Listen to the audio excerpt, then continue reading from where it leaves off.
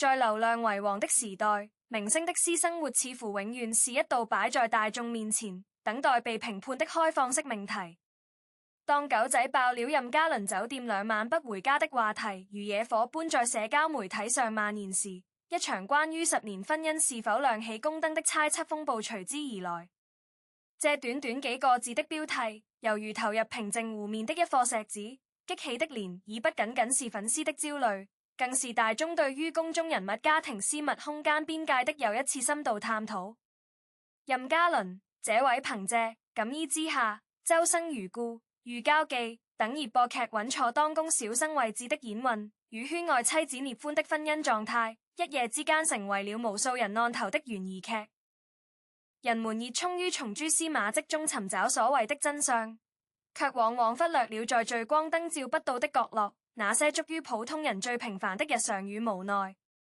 究竟是情感的巨變，船是深夜工作的無奈之舉？在真相尚未浮出水面之前，所有的臆斷似乎都顯得為時過早。而這場風波的背後，折射出的更是娛樂圈生態與輿論環境的複雜交錯，也讓我們不得不重新審視，作為旁觀者，我們究竟應該以何種姿態去面對那些被鏡頭強行拉入公共視野的私人生活？事件的導火索源於知名狗仔劉大誰的一場直播爆料，這場直播在短時間內吸引了數十萬網友在線圍觀，影響力不容小覷。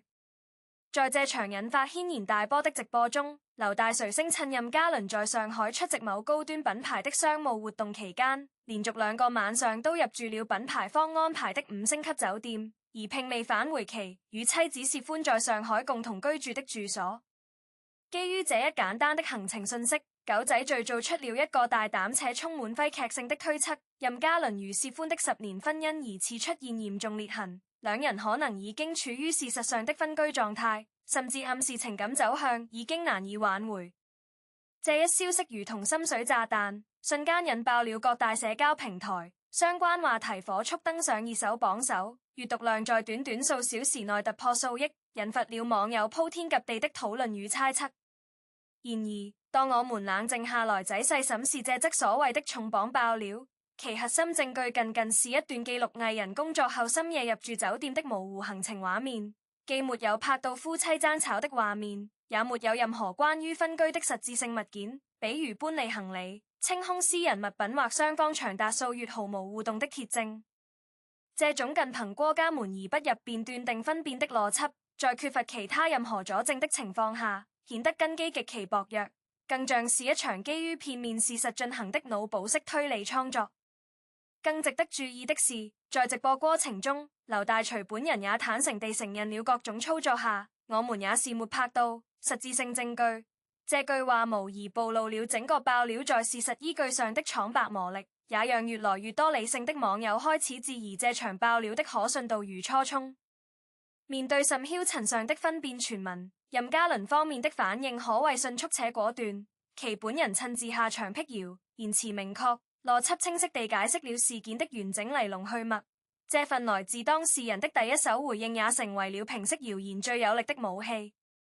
據任嘉倫方通過工作室及粉絲後援會等多渠道透露，狗仔所拍到的那2天所謂不回家的行程，其實是早在5月份就已經確定並排期完畢的商務通告，屬於正常的工作範疇，絕非臨時起意或行為反常。那2天的工作強度極大，堪趁年就轉的極限模式。當日所有拍攝與活動環節收工之時，已是凌晨2、3點鐘，整個團隊都處於極度疲憊的狀態。而更為關鍵的是，第2天清晨天不亮，任嘉倫又需要重新投入到新一輪的拍攝與宣傳工作中，時間緊迫到幾乎連吃口早餐都要合着秒表計算。當時的工作地點距離其上海的住所往返需要耗費近2個小時的車程。這算是在夜間交通順暢的理想狀態下估算的時間，若是遇到早高峰擁堵，通勤時間更會無限拉長。在這樣的連續轉高壓狀態下，如果執意選擇回家，不僅意味着本就少得可憐的休息時間要被冗長的通勤大幅壓縮，更意味着深更半夜進門必定會吵醒已經熟睡的妻子和孩子，打破家庭原本安寧的作息節奏。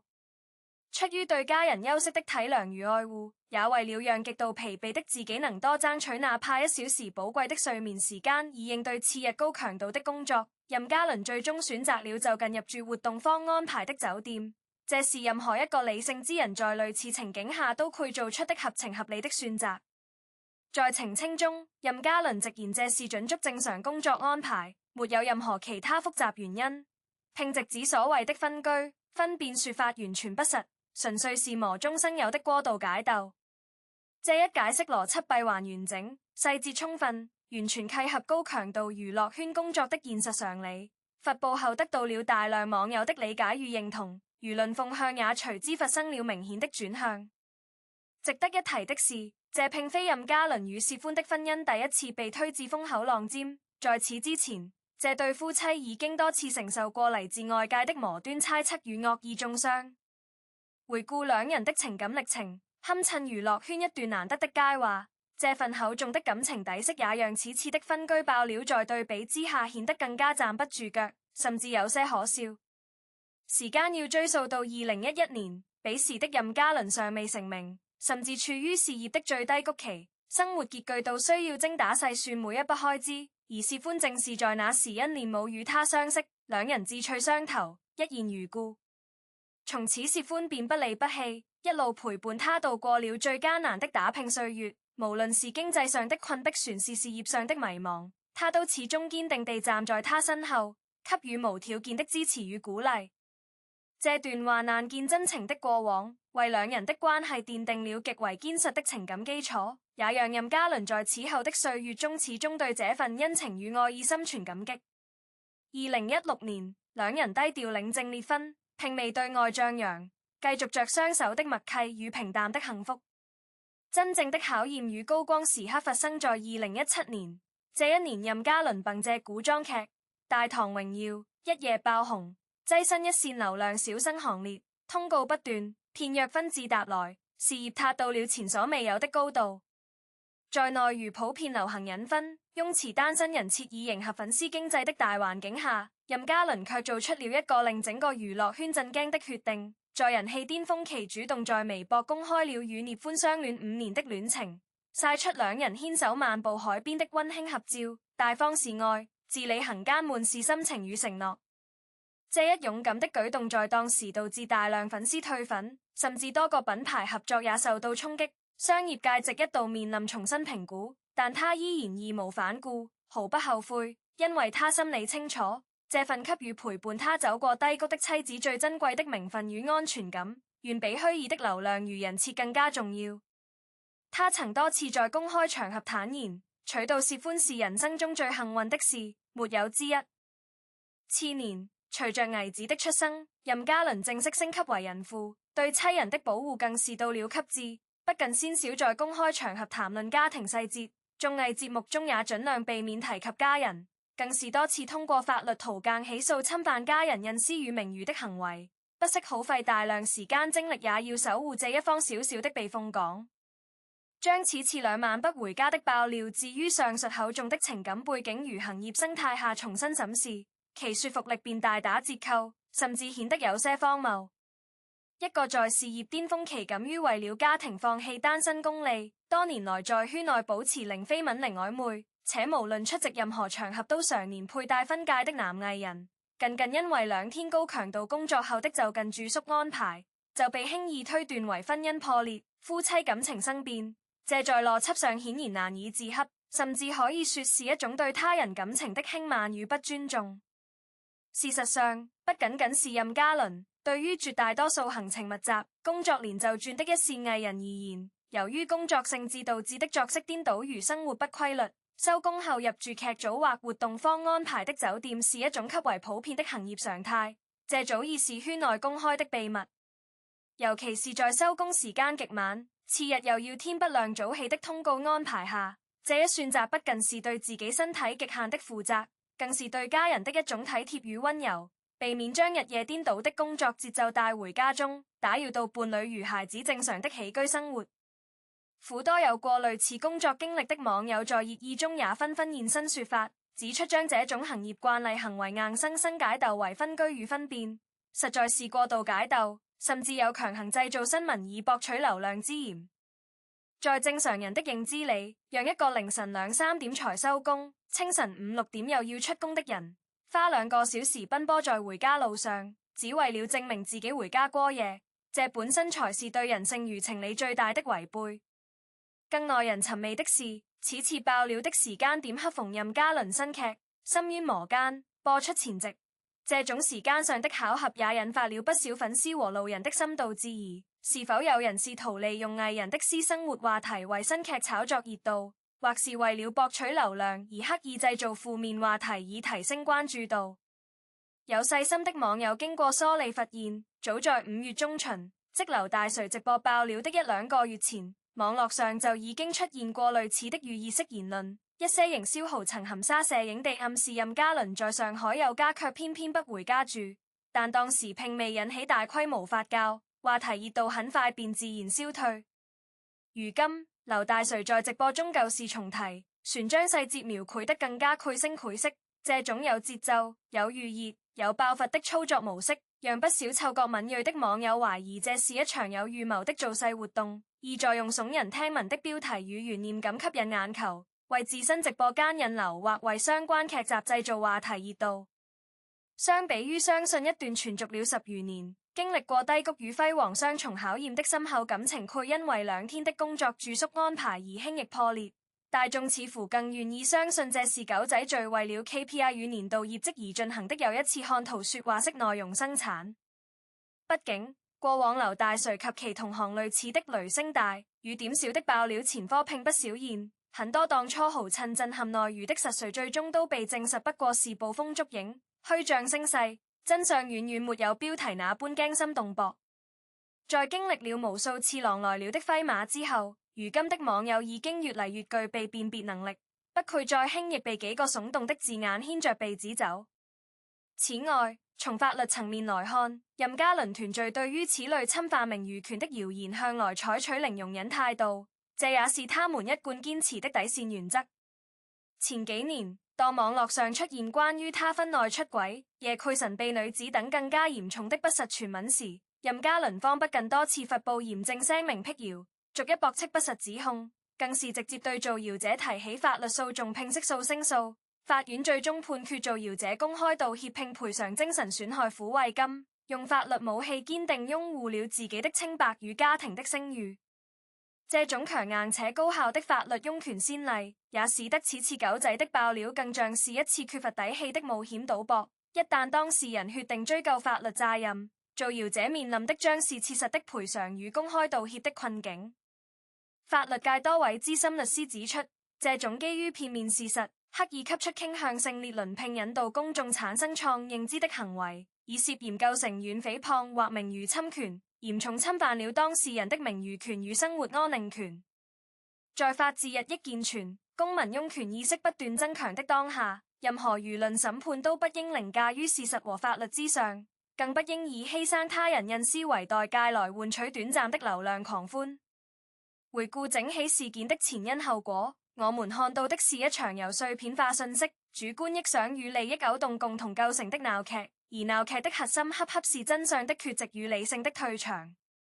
狗仔隊利用了公眾對於明星私生活天然的好奇心與窺探慾，將一個原本再正常不過的、基於職業需要的工作安排，精心包裝成了一個充滿揮劇衝突與情感張力的分辨故事，借此收割關注與討論。而故事背後被忽略的是任嘉倫如是寬從微時雙手到功成名就的10餘年心情，是他在事業巔峰期給予愛人的那份沉甸甸的責任感與永不背叛的承諾，是他在無數個日夜為守護這份平凡幸福所做的努力與堅持。如果真的關心這位演員，或許我們應該將目光更多地投向他即將播出的作品，他在銀幕上塑造的角色，他在表演藝術上的探索與突破，而不是試圖衝他的行程單理解鬥出並不存在的婚姻危機。對於一段如此穩固且經歷過風雨洗禮的感情而言，2晚酒店住宿的風波，恐怕連浪花都算不上，充其量不過是某些人試圖攪動池水以滾水摸魚的伎倆皮了。理智的旁觀者自然不愧輕易上鈎，也不愧將自己的情緒與判斷輕易交予那些別有用心的標題黨。在信息爆炸、流量至上的娛樂環境中，這場圍繞兩晚不回家展開的風波，不僅是對任嘉倫與薛歡婚姻的一次審視與考驗，更是對公眾輿論理性程度與媒介素養的一次深度檢驗。關於明星家庭生活的窺探與猜測，似乎總在一次次相似的劇本中循環上演，以聳動的標題開局，以當事人的澄清或時間的流逝收尾，中間夾雜着無數網友的讚敘、爭吵與情緒宣洩。然而，每一次對謠言的磨底線狂歡與傳播，實際上都是對個人隱私權邊界的磨情侵蝕，也是對真正嚴肅新聞價值的消解與嘲諷。作為身處信息洪流中的旁觀者，我們需要時刻警惕這種將他人私生活商品化、娛樂化的趨勢，學會清晰地勾分公眾人物的職業呈現與其個人生活之間的本質界線。前者可以評價，可以討論，後者則需要被尊重、被保護。一段健康的婚姻，不需要通過酒店入住記錄嚟向外界證明雜麼，它自有其內在的支撐與溫度。同樣，一段深厚的感情，也不愧因為一篇捕風捉影的爆料而產生真正的裂痕。真正的信任從來不愧輕易被外界的雜音所動搖。在缺乏確鑿證據的前提下，任何關於他人情感狀態的定論都顯得輕率而不負責任，甚至是對當事人及其家人的二次傷害。與其在虛擬的網絡空間對他人的婚姻進行無端的審判與消費，不如將這份關注轉化為一種善意的距離感與克制的尊重。對於謠言，止於智者，更止於法律的威嚴與社區的公序良俗。當每一個轉發、每一條評論都能多一分審慎，少一分衝動，謠言的生存土壤便會自然萎縮。願我們都能在這場喧囂中保持一份清醒與冷靜，用理性的目光看待花邊新聞，用平和的心態祝福那些在紛繁複雜的世界中依然努力守護家庭的人。畢竟，真正的幸福不需要活在聚光燈下，它只在真實的陪伴、相互的理解與日復一日的平淡堅守中悄然生長。那些鏡頭捕捉不到的角落，或許才是生活最本真的模樣。最後，作為這段討論的中立性發言，我想以最理性的立場做出總結。任嘉倫酒店2晚不回家的事件，本質上並非一樁值得全民圍觀的婚姻懸案，而是一個被過度放大的職業選擇。在沒有任何可信證據指向婚姻破裂的前提下，我們應當尊重當事人的澄清，也應當尊重事實本身。明星固然是公眾人物，但他們同樣享有作為普通人最基本的隱私權與生活安寧權。這份權利不應因為職業身份的公開而被剝奪。追星可以，關注可以，但前提是守住尊重與善意的底線，不造謠、不信謠、不傳謠。對於粉絲而言，最好的支持是關注作品，遠離私生活；對於路人而言，最好的態度是理性吃瓜，不妄加取測。娛樂圈需要熱度，但熱度不應建立在對他人家庭幸福的消費之上。願我們都能成為更理智、更溫柔的旁觀者，讓每一次輿論風波都成為我們反思自身媒介素養的契機，而不是下一次狂歡的預演。平靜與理性，才是這個喧嘩時代最珍貴的品質。